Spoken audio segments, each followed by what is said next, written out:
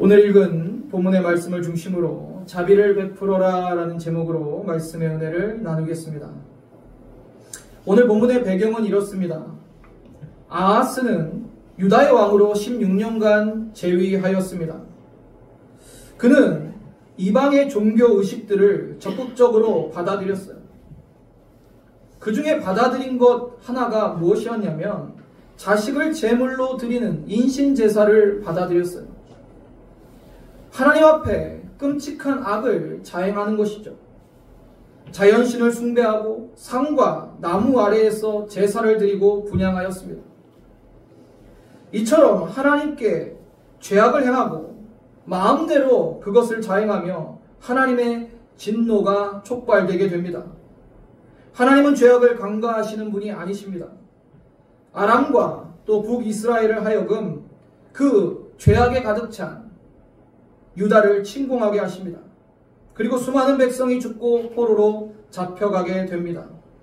여기까지가 오늘 본문 앞의 배경이에요. 우상을 섬긴 아하스, 그리고 하나님의 심판, 하나님은 그 일을 통해서 하나님의 공의를 드러내십니다.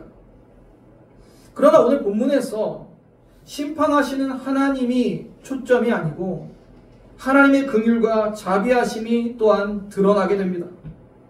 하나님께서는 진노 중에서라도 자기 백성에 대한 사랑과 자비가 있으신 분이시기 때문에 오늘 본문에서 그 자비하신 하나님을 증거하고 있습니다. 유다 왕국은 북이스라엘의 침공에 의해서 대부분의 병사들을 잃게 됩니다. 왕의 아들까지 죽임을 당하게 되죠.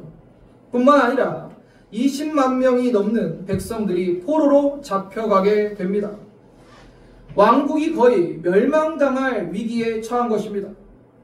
북왕국 이스라엘은 유다를 쳐서 대승을 거두고 20만 명을 포로로 잡아서 압송하면서 의기양양하게 사마리아로 돌아가고 있습니다. 여러분 한번 상상해 보세요. 그 20만 명의 사람들이 전쟁의 포로가 돼서 노예로 끌려가는 모습을, 아마 그 행렬이 끝이 보이지 않았을 거예요. 손발이 묶여서 포로로 끌려가는 그 백성들의 모습, 우리가 드라마나 영화를 보면 그 노예들이 끌려가는 모습 보게 되잖아요. 그러한 모습으로 아주 비참하게, 아주 눈뜨고 볼 수 없는 그런 모습으로 노예로 끌려가고 있는 것입니다. 그때 북이스라엘에 오뎃이라는 선지자가 있었어요. 이 선지자가 자기 나라 군대가 수많은 포로들을 사마리아로 끌고 온다는 소식을 듣고 그곳으로 뛰어갑니다. 왜 선지자가 그곳에 뛰어갔을까요? 하나님의 말씀을 전하기 위해서입니다. 지금 그들이 분명 하나님의 뜻과 하나님의 말씀을 반하는 행위를 하고 있는 게 분명해요. 오뎃이 가서 북이스라엘을 책망합니다. 분명히 북이스라엘은 대승을 거뒀어요. 그 승리 또한 하나님의 섭리 가운데 있었어요. 왜냐하면 북이스라엘을 들어서 남유다를 치게 하신 것도 하나님이세요. 그런데 거기까지는 좋았는데 이제 문제는 하나님이 허락지 않은 그 20만 명이나 되는 포로들을 끌고 사마리아로 오는 그 행위에 대한 책망을 하시는 거예요. 8절을 한번 보시겠습니다. 함께 읽어보겠습니다. 시작. 이스라엘 자손이 그들의 형제 중에서 그들의 아내와 자녀를 합하여 20만 명을 사로잡고 그들의 재물을 많이 누락하여 사마리아로 가져가니. 북이스라엘과 남유다는 한 민족이었죠. 한 민족이 분단이 되고 북과 남으로 나누어진 거예요. 그러니 이들은 원래 한 민족, 한 혈통, 형제 자매예요. 그런데 지금 전쟁을 치르고 북이스라엘의 자손들이 남유다의 형제들을, 그의 아내와 자녀들까지 다 20만 명을 사로잡아서 재물을 노력하고 사마리아로 지금 압송하고 있는 거예요. 그 사실을 지금 선지자 오뎃이 듣고 가서 이젠 책망하기 시작하는데, 본문 9절을 보시면 그곳에 여호와의 선지자가 있는데 이름은 오뎃이라. 그가 사마리아로 돌아오는 군대를 영접하고 그들에게 이르되 너희 조상의 하나님 여호와께서 유다에게 진노하셨으므로 너희 손에 넘기셨거늘. 여기까지는 하나님께서 넘기신 거죠. 그런데 너희가 노기가 충천하여 사륙하고 이제는 너희가 또 유다와 예루살렘 백성들을 압제하여 노예로 삼고자 생각하는도다. 그러나 너희는 너희 하나님 여호와께 범죄함이 없느냐라고 책망을 해요. 무슨 이야기입니까? 너희가 하나님의 뜻에 따라서 남유다를 친 거, 그건 하나님의 섭리였지만 왜 너희가 남유다의 그 예루살렘 백성들을 압제하고 노예로까지 삼으려고 하느냐라고 질책하고 있는 거예요. 그러면서 선지자가 이렇게 얘기합니다. 너희는 너희 하나님 여호와께 범죄함이 없느냐라는 거예요. 너희는 하나님 앞에 죄진 게 없느냐는 거예요. 너는 하나님 앞에서 떳떳하냐? 너희는 그렇게 하나님 앞에서 당당할 수 있느냐라고 묻고 있는 거예요. 이 오뎃의 책망의 말을 들은 북이스라엘 사람들은 자신들의 모습을 그 말씀 가운데 깨닫게 됩니다. 아, 우리도 이 악한 유다 땅, 이 유다 왕국과 다를 바가 없는 악한 존재들이었구나. 우리도 하나님 앞에 똑같은 죄인이었구나를 깨달아요. 우리도 이들과 같은 징계를 어느 때라도 받을 수 있는 우리의 모습을 깨닫게 되는 거죠. 이것이 바로 하나님의 말씀을 들을 때 성도들의 첫 번째 자세가 되어야 되는 거예요. 말씀을 들으면서 나 자신을 바라보는 눈이 생겨야 돼요. 평소에는 남을 바라보다가도 말씀을 들을 때는 성령의 감동 가운데 나 자신을 바라보는 눈이 있어야 돼요. 이 눈이 없으면 밤낮 자신을 바라보지 못하고 회개하지 않고 부끄러움이 상실되어 버립니다.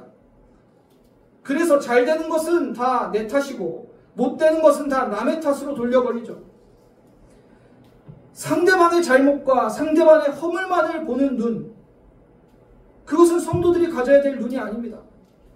말씀을 대할 때 더 그래야 돼요. 말씀은 언제나 나에게 엄격하게 적용하고 상대방에 적용하는 게 아니에요. 요한복음 8장을 보면 가늠하다 현장에서 잡힌 여인이 끌려옵니다. 노한 군중들이 그것을 이용해서 예수님을 올무에 걸려들게 하려고 해요. 이들은 의기투 앞에서 예수님께 판결을 요구합니다. 만약에 예수님께서 그녀를 놓아주라고 하면 모세의 율법을 어기는 게 되고, 죽이라고 하면 지금까지 죄인들을 사랑한다라고 말씀하신 예수님의 말씀에 또한 어긋나게 되는 것입니다. 그런데 그때 예수님께서 그들에게 뭐라 말씀하셨습니까? 너희 중에 죄 없는 자들이 돌로 치라라고 하셨죠. 그때 그 군중들이 깨닫게 돼요. 아, 이 여인에게만 죄가 있는 것이 아니라 우리에게도 죄가 있구나. 어쩌면 이 여인보다 더한 죄가 우리에게 있다는 것을 주님의 말씀을 통해서 자신을 보게 됩니다. 그래서 그 여인을 비방하던 이들이 자신의 모습을 보게 되죠. 그리고 더는 그 여인을 뭐라고 하지 못하고 하나 둘씩 떠나가게 됩니다. 들었던 돌을 버리고 하나 둘씩 그 여인의 곁을 떠나가죠. 이렇게 주님의 말씀이 우리에게 임하면 우리 자신이 그 말씀에 비춰지게 되는 거예요. 마치 거울과 같은 역할이죠. 이 북이스라엘 군대는 하나님의 말씀을 오뎃 선지자로부터 받고 자신들의 더럽고 추한 죄된 모습을 거울과 같이 보게 된 거예요. 그리고 깨닫게 되는 겁니다. 사랑하는 성도님들, 하나님의 말씀을 대할 때 항상 그 말씀을 나를 비춰봐야 됩니다. 거울을 보면 우리 얼굴에 뭐가 묻었는지 머리가 엉클어졌는지 확인할 수 있잖아. 그 말씀을 나에게 비춰보고 나의 허물을 깨닫고 나의 죄를 돌이켜야 됩니다. 하나님께서는 진노 중에도 자비를 베푸시기 원합니다. 그런 하나님을 우리가 섬기면서 나는 내 안에 그 하나님의 자비하심이 없다면 그것은 큰 문제가 되는 거예요. 말씀을 가지고 상대방을 재단하고 상대방을 판단하고 상대방의 죄와 허물만 보인다면 그것은 하나님께서 오늘 오뎃 선지자가 전한 주님의 말씀과 같이 우리에게 말씀하시지 않겠습니까? 너희는 너희의 하나님 여호와께 범죄함이 없느냐? 우리 자신은 그렇게 떳떳한가요? 우리는 하나님 앞에 그렇게 죄된 모습 없고 허물된 모습 없어서 남을 판단하고 정죄하고 있습니까? 그것을 하나님이 원하시는 건 아니라는 거죠. 사랑하는 성도님들, 항상 말씀을 내 심령의 거울로 삼으시고 말씀을 통해 나를 돌아보고 회개하며 주님 앞에 서가는 저와 여러분 되기를 주님의 이름으로 축원합니다. 두 번째는 오늘 본문의 이야기 속에서 이제 그것을 깨달은 북이스라엘이 자비를 베풀기 시작합니다. 오뎃을 통한 하나님의 메시지를 듣고 이스라엘은 회개합니다. 모든 병사가 하나같이 하나님 말씀에 순종하여 포로와 노략한 물건들을 내어놓기 시작합니다. 본문 14절을 보시면 이에 무기를 가진 사람들이 포로와 노략한 물건을 방백들과 온 회중 앞에 둔지라. 성령께서 우리 마음에 찔림을 주셨을 때 우리는 즉각적으로 우리를 돌이키고 우리의 잘못을 바로잡아야 됩니다. 그게 깨달아졌을 때 우리는 하나님 앞에 온전한 순종과 하나님의 뜻을 따를 수 있게 되는 거예요. 오뎃을 통해 하나님의 말씀을 들은 그들은 포로들에게 이제 자비를 베풀고 선을 베풀기 시작합니다. 본문 15절을 보시겠습니다. 이후에 이름이 기록된 자들이 일어나서 포로를 막고 노략하여 온 것 중에 옷을 가져다가 벗은 자들에게 입히며 신을 신기며 먹이고 마시게 하며 기름을 바르고 그 약한 자들을 모두 나귀에 태워 데리고 종려나무 성 여리고에 이르러 그의 형제들에게 돌려준 후에 사마리아로 돌아갔더라. 20만 명의 포로를 끌고 오다가 오뎃을 통한 하나님의 말씀을 듣고 이들은 돌이키고 회개해서 이제 그 포로들을 어떻게 대합니까? 옷을 가져다가 입혀줘요. 신을 신겨줘요. 먹이고 마시게 합니다. 기름을 바르고 치료해주고 그 약한 자들은 나귀에 태워서 종려나무의 성 여리고로 보냅니다.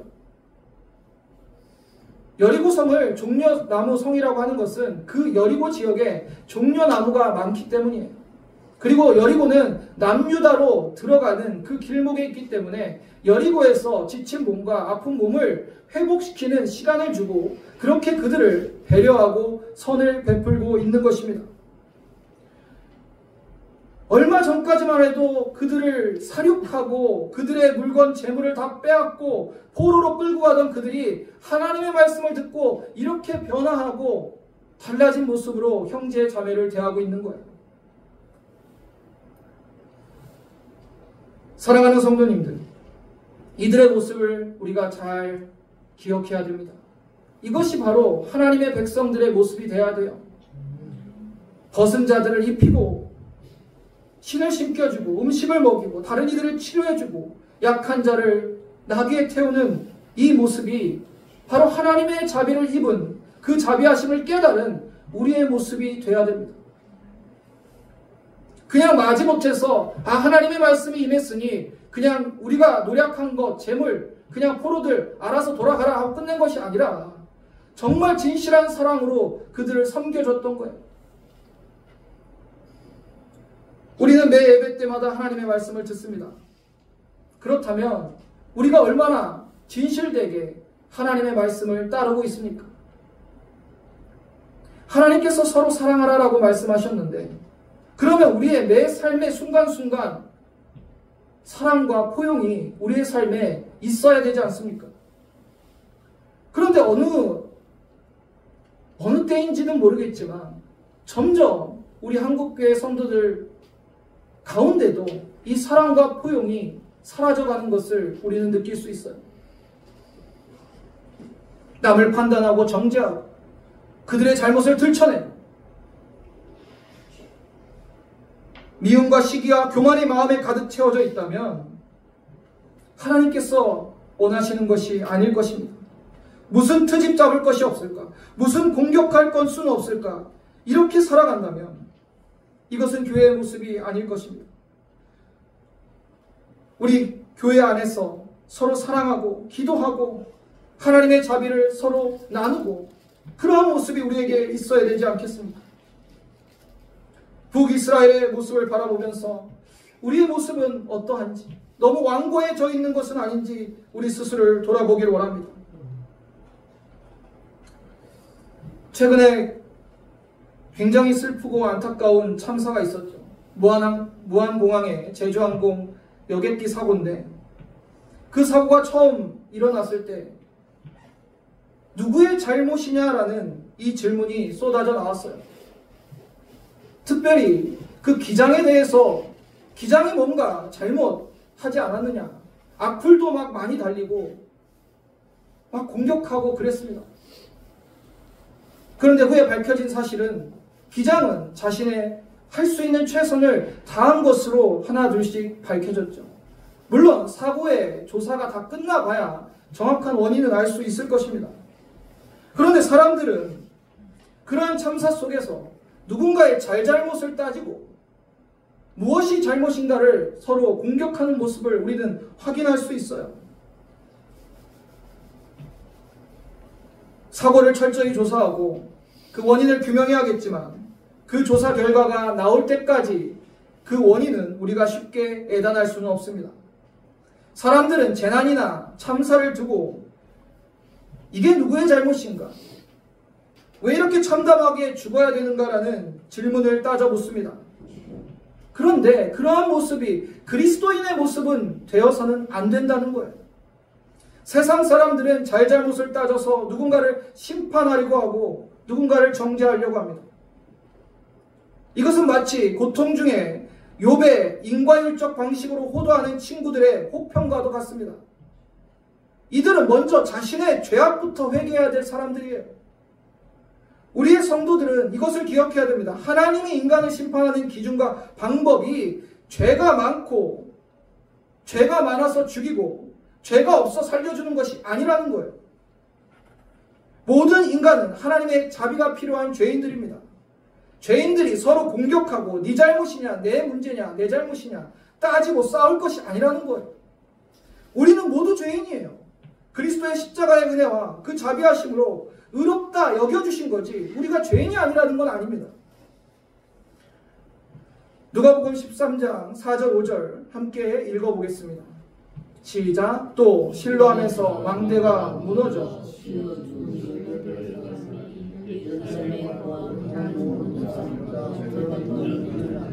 너희에게 이르노니 아니라 너희도 만일 회개하지 아니하면 다 이와 같이 망하리. 아멘. 실로암에서 망대가 무너졌는데 18사람이 그 망대에 깔려서 죽게 됩니다. 그래서 주위에 있는 사람들이 저들이 무슨 죄를 졌길래 저렇게 참담하게 죽느냐라고 이야기했을 때 주님이 말씀하시죠. 너희에게 이르노니 아니라 너희도 만일 회개하지 아니하면 다 이같이 망하리라. 무슨 말씀입니까? 이들이 뭔가 더 죄가 있어서 이러한 참사를 당한 것이 아니라는 거죠. 너희도 이들과 다를 바 없는 죄인이라는 것이고 너희도 회개하지 않으면 심판을 피할 수 없다는 거예요. 우리가 여기서 깨달아야 되는 것은 무엇이냐면 주님의 말씀의 뜻을 정말 잘 새겨들어야 돼요. 우리 세상을 살아보는 전쟁과 재난과 수많은 안타까운 일들이 우리 주위에 일어납니다. 물론 하나님의 섭리가 있을 수 있어요. 그렇지만 그것을 볼 때 저들이 잘못을 많이 해서 저들이 죄를 져서 저들이 뭔가 문제를 일으켜서 저러한 고통을 당하고 재난을 당한다라고 말하면 우리 그리스도인으로서 바른 자세는 아니라는 거죠. 인간의 생사화복을 주관하신 창조주 하나님, 그 하나님의 손에 모든 역사가 달려있지만 우리가 스스로를 잘난 척하면서 똑똑한 척하면서 이게 그것일 것이다, 이것이 하나님의 무엇일 것이다 라고 쉽게 예단한다는 것은 조심해야 돼요. 우리 또한 하나님의 자비가 없었다면 하나님 손에서 살아남을 자 아무도 없었던 존재라는 거죠. 재난이나 참사 그리고 세상의 고통스러운 현실을 대할 때 자비하신 하나님을 우리가 기억해야 됩니다. 우리가 또한 해야 할 일이 무엇입니까? 주님의 자비로운 긍휼과 손길을 임하기를 서로를 위해 기도하고 기다리며 이웃의 고통을 함께 짊어지고 아파하고 울어줄 수 있어야 되는 거예요. 이것이 주님의 뜻이고 주님이 원하시는 것입니다. 사랑하는 성도 여러분, 이스라엘 군대가 오뎃의 메시지를 듣고 동족 포로들을 선대했어요. 우리도 하나님의 말씀을 깨닫는다면 우리 주위의 이웃과 형제 자매들을 사랑으로 자비로 또한 그들을 섬기고 보듬어야 될 것입니다. 사랑하는 성도님들, 하나님은 자비하십니다. 우리도 그 자비를 받은 자들이고 큰 은혜를 받은 자들이에요. 그러므로 우리가 세상을 바라볼 때 그 자비하신 마음을 우리 마음에 품고 대해야 되는 거예요. 전쟁과 재난과 여러 참사로 인해서 고통받는 수많은 영혼들이 있습니다. 그들을 우리가 하나님의 사랑으로 품고 그들을 위하여 기도해주고 그들도 우리가 받은 자비를 받을 수 있도록 우리가 기도할 수 있는 저와 여러분 되기를 주님의 이름으로 간절히 축원합니다.